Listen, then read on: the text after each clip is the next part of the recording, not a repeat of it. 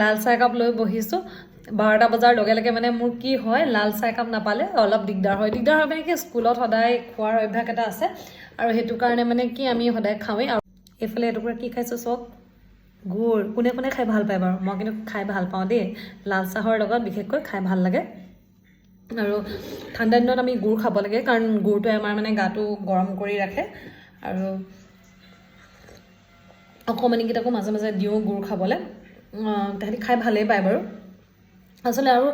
যিসকলৰ মানে এলাৰ্জি আছে ডাষ্ট এলাৰ্জি তেওঁলোকেতো এইটো খাবই লাগে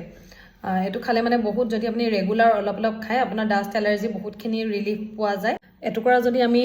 গুড় সদায় খাব পাৰোঁ আমাৰ যিটো ডেইলি আমাৰ মানে কি আইৰণ যিমানখিনি লাগে আমি এই গুড় টুকুৰাৰ পৰাই পাব পাৰোঁ যদি আমি 10 গ্ৰামমান গুড় ডেইলি খাওঁ আৰু ই আমাৰ কি হয় ৰেছপিৰেটৰী প্ৰব্লেমছ কিছুমান থাকে ন উশাহ নিশাহ লোৱা বা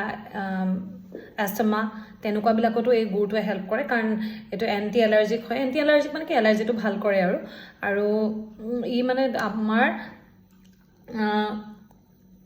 ঠাণ্ডা দিনত যে আমাৰ কিছুমান বিষ হয়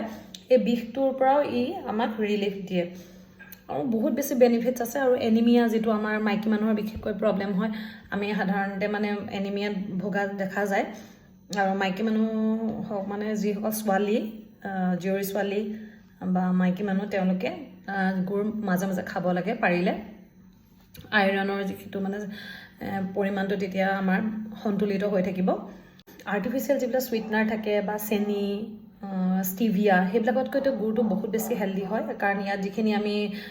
ডেইলি আমাৰ যিখিনি আইৰণ লাগে আৰু বেলেগ মিনাৰেলছ লাগে আমি সেইবিলাক বহুত বেছি পাওঁ আৰু সেইকাৰণে আমি যিমান পাৰোঁ গুড়টো আমাৰ খাদ্যত আমি মানে সোমোৱাব লাগে ইনক্লুড কৰিব লাগে আৰু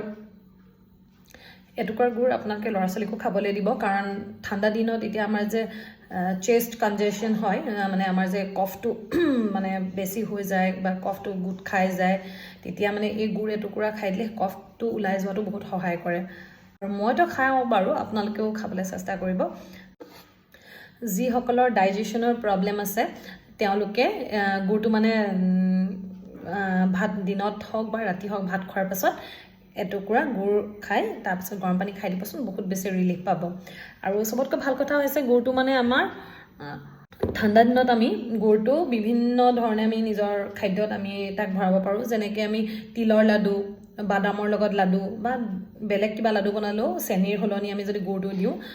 তেতিয়া মিঠাও হ'ব খায়ো ভাল লাগিব